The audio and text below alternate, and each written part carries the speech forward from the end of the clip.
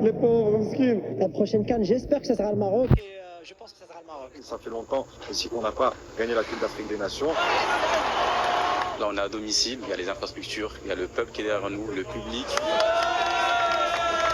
On s'attend à ce que le Maroc gagne cette Coupe d'Afrique des Nations. Les Marocains sont des grands fans de football et il y a une attente qui est légitime. On a l'effectif pour gagner une CAN. Alors ils vont mourir de le tirage, mon frère. La pression, elle est énorme, surtout pour le coach Walid Regragui. C'est pas qu'il est obligé, il va la gagner. Soit gagner, soit mourir, tu vois. La CAN va rester au Maroc. Il n'y aura pas de scandale, parce que le Maroc va gagner la CAN.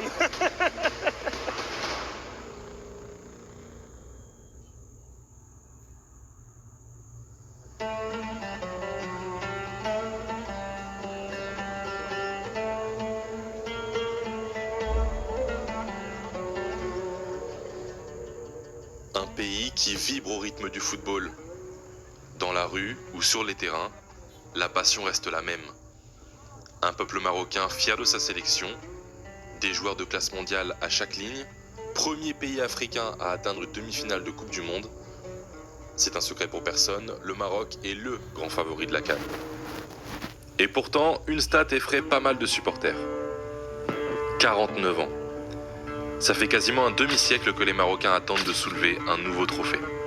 Et à partir du mois de décembre, le Maroc va connaître l'un des enchaînements les plus historiques de son histoire. La réception de la CAN, la Coupe du Monde 2026 quelques mois plus tard, et si on se projette plus loin, l'organisation de la Coupe du Monde 2030 avec le Portugal et l'Espagne. Tout le monde, il va regarder le Maroc, tu vois. Et tout le monde, il va connaître le Maroc. Parce qu'il y a beaucoup maintenant du monde, il y a beaucoup de pays qui ne connaissent pas le Maroc. Tu demandes ce que tu connais le Maroc, il ne connaît pas le Maroc.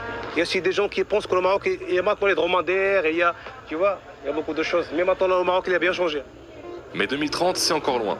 Aujourd'hui, le peuple marocain n'attend qu'une seule chose, gagner la CAN à domicile.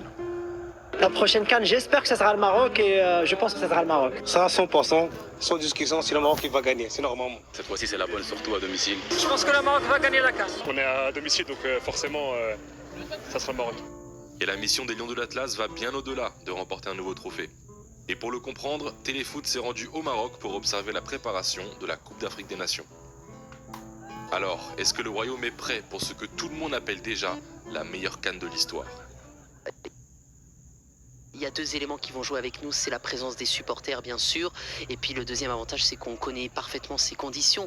Tant les joueurs, on se rapproche de l'Europe, hein, donc les conditions vont être proches ou similaires de celles que les joueurs connaissent dans leur championnat respectif. Et puis bien entendu, en tant que Marocain, on veut voir le Maroc, et comme l'a dit Walid Regragui, on veut voir Achraf Hakimi avec le trophée à la fin en train de le soulever.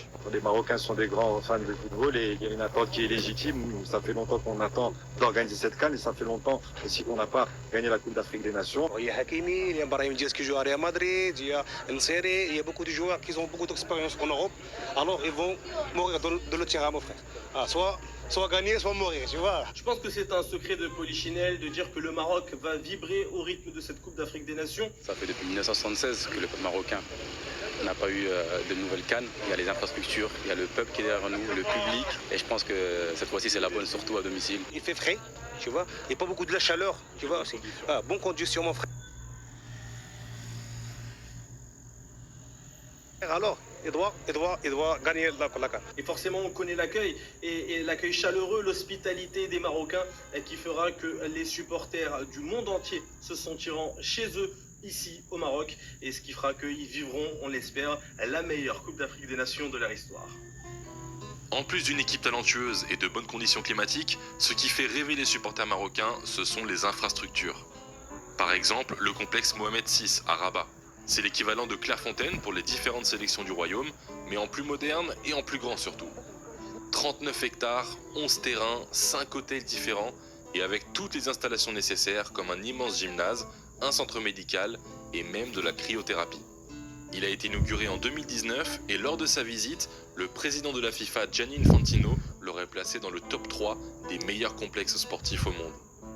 Celui qui nous a confié cette anecdote, c'est Hassan Karbouch, le directeur du complexe. Et pour lui, ce centre n'est que le reflet du développement du football au sein du royaume. L'accent a été mis au niveau de l'infrastructure. Et c'est pourquoi Oui. on peut trouver en fait dans tous les quartiers. Quand il y a de temps libre, ça permet aux enfants d'aller dans les terrains de proximité pour jouer parce qu'ils ne peuvent pas aller dans des stades ou dans des clubs qui sont plus loin. Et essayer d'amener les autres catégories au niveau international et à ce que les plus jeunes s'inspirent des seniors et des Olympiens pour être aussi performants et participer au niveau.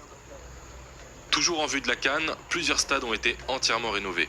Et certains connaîtront même de nouvelles améliorations d'ici la Coupe du Monde 2030. C'est le cas du grand stade de Marrakech, avec son design atypique, ou encore du stade Adrar d'Agadir. Je pense qu'au Maroc, il y a une ferveur et un engouement pour le sport en général et le football en particulier. Le meilleur exemple, c'est ce qui s'est passé au Qatar avec les résultats de l'équipe nationale à la Coupe du Monde et l'engouement qu'a démontré le peuple marocain. On s'attend à ce que tous les stades soient remplis et bien évidemment les supporters marocains vont participer à cette ambiance, à cette dynamique et bien évidemment les autres sélections qui vont jouer dans différents stades du royaume. Mais les deux stades les plus impressionnants qu'on a pu voir sont sans aucun doute le grand stade de Tanger et le stade Prince Moulay Abdallah de Rabat, dont on a pu vivre l'inauguration lors de Maroc-Niger.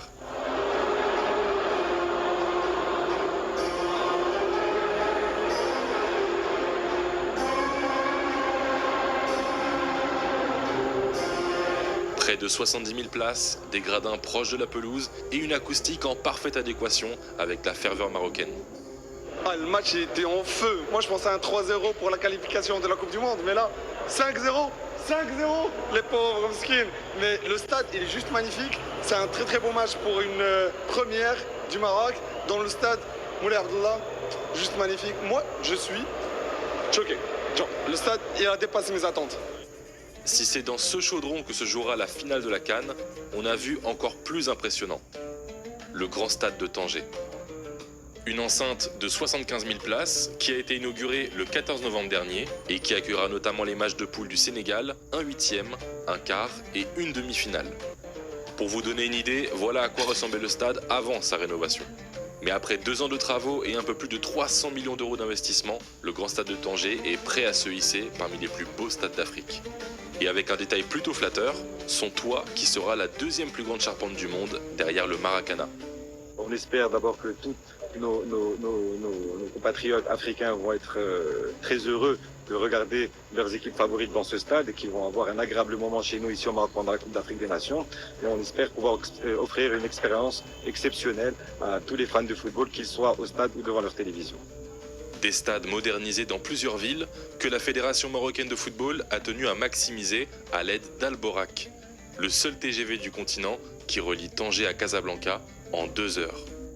C'est ce qui est unique dans l'organisation de la CAN, c'est que grâce à la vision éclairée de Sa Majesté le roi Mohamed VI du Maroc, nous avons une infrastructure sportive qui est annexée à une infrastructure qui est plus globale. Les personnes qui vont par exemple pouvoir aller voir un premier match à Tanger, ils vont pouvoir regarder le match à Tanger dans un superbe stade qui vient d'être refait à neuf de 75 000 places et ensuite ils auront l'opportunité de prendre le TGV pour se rendre à Casablanca et voir un deuxième match dans la même journée. Bon, vous l'avez compris, tous les éléments sont réunis pour que cette CAN se déroule dans les meilleures conditions possibles. Alors avant d'accueillir tout le continent en décembre, la Fédération marocaine de football a invité plusieurs médias et créateurs de contenu internationaux à venir visiter ces installations. Et c'était l'occasion pour moi de leur demander leur prono pour la CAN. Bonjour everybody, my name is Mr. James Humble, I'm from the UK and I'm living in Morocco. I'm a content creator, we have loads of different influencers behind me. I've invited them from all over the world this week to come and support Morocco. Ici Anta, le bachelor international, l'homme le plus beau du Gabon. Déjà la CAN passée qui s'est tenue en Côte d'Ivoire, le Gabon n'était pas qualifié.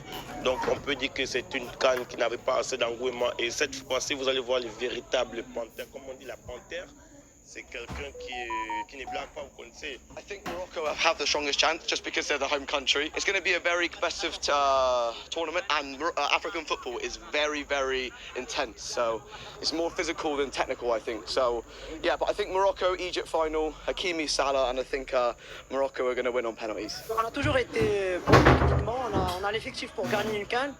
Ce qui nous manquait, on va dire, c'était de pouvoir jouer dans de très belles conditions.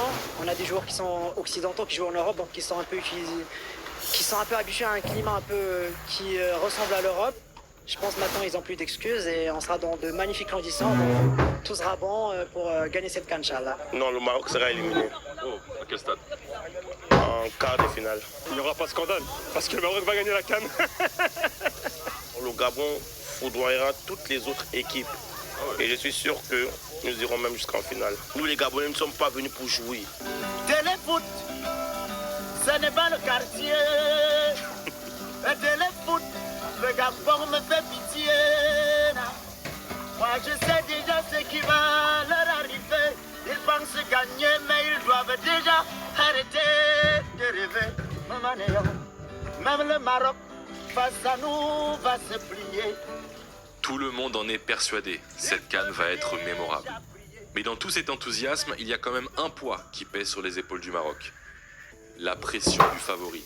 Avec son statut et ses conditions irréprochables, la sélection marocaine ne peut que viser la victoire finale. Un objectif qui sera déterminant pour l'avenir du sélectionneur, Walid Regragui. Je pense que Walid Regragui a toujours su gérer un peu la pression populaire autour de lui. Depuis qu'il est arrivé, on a d'abord parlé de son inexpérience en sélection. Ensuite est venu l'exploit de la Coupe du Monde 2022 au Qatar. Et forcément, il a toujours su répondre aux critiques des journalistes, des Marocains tout simplement. Il a toujours dit il y a 40 millions de sélectionneurs. Et c'est normal parce que les Marocains veulent voir leur sélection remporter une Coupe d'Afrique des Nations, se montrer à l'échelle internationale. Je pense pas que ça soit une pression qui est négative. Au contraire, ça va être juste un boost, une motivation pour faire mieux et pour gagner cette CAN à la maison. Par contre, s'il n'a pas gagné le Maroc ici, moi je pense que les Marocains ils vont être fâchés. Tu vois? On ne peut pas se contenter d'une demi-finale ou d'une finale perdue. Je pense que si le Maroc ne profite pas du fait de jouer à domicile pour gagner une Coupe d'Afrique des Nations, celle qu'on attend ici depuis près de 50 ans, eh bien ça serait un échec. Après la Coupe du Monde 2022 au Qatar, on voit le Maroc comme l'un des favoris au sacre final d'une Coupe d'Afrique des Nations. Et il n'y a pas meilleure occasion de la gagner que de jouer devant son propre public. Ce serait un scandale de voir le Maroc ne pas gagner la CAN à domicile. Si vous posez la question à n'importe quel Marocain à la sortie de ce stade, je suis sûr qu'il répondra par l'affirmative.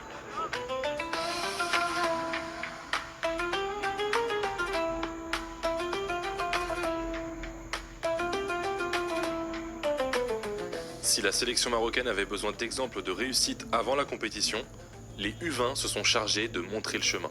En octobre dernier, les Lionceaux de l'Atlas ont été sacrés champions du monde des moins de 20 ans au Chili. Après avoir atteint la finale de la CAN Junior en milieu d'année, cette génération remporte un titre mondial qui résonne comme une attente de plus pour l'équipe de Walid Regragui. Une CAN qui se terminerait donc sans victoire marocaine serait globalement vue comme un véritable échec par les supporters. Et pour cause, ça fait longtemps que le Maroc n'a pas eu toutes les conditions réunies pour aller au bout d'une compétition. La dernière fois que les Lions de l'Atlas ont été proches de gagner la CAN, c'était en 2004. Une finale perdue 2-1 contre la Tunisie, où contrairement à 2025, l'effectif marocain était jugé trop jeune. Ce qui a manqué à ce moment-là, c'était un peu d'expérience parce que forcément ce sont des joueurs qui à l'époque sont talentueux, mais qui ne connaissent pas encore les véritables contextes de matchs compliqués, de matchs qui se jouent à quelques coups. La moitié des joueurs sélectionnés ces derniers mois connaissent l'expérience de la Coupe du Monde. Ils ont vécu la Coupe du Monde 2022 au Qatar, ils ont vécu la désillusion à la Coupe d'Afrique 2023 en Côte d'Ivoire. On espère qu'ils retiendront les leçons pour pouvoir faire beaucoup mieux dans cette Coupe d'Afrique à domicile. Cette année, le Maroc n'a pas le droit à l'erreur. Un effectif de classe mondiale, des conditions optimales, des infrastructures ultra modernes, toutes les planètes semblent s'aligner pour que les coéquipiers d'Achraf Hakimi remportent ce qui serait la deuxième CAN de leur histoire. Mais la pression sera-t-elle trop pesante sur les épaules de Walid Regragui et sa bande? Avec un capitaine incertain, une série de victoires historiques et une fédération qui investit énormément sur le développement du football au sein du royaume. Notre pays a fait un effort considérable pour mettre à niveau ses installations et ses équipements et ses infrastructures pour accueillir les grandes manifestations internationales. Le Maroc est une terre de football parce qu'elle a réussi non seulement à développer la sélection nationale, elle a réussi à développer la pratique du football dans son pays et aussi la formation aujourd'hui avec de plus en plus de joueurs qui apparaissent en Europe et qui sont formés au Maroc. Donc c'est une fierté nationale. L'objectif principal, c'est bien évidemment de permettre au sport comme vision royale à être un vrai levier de développement socio-économique et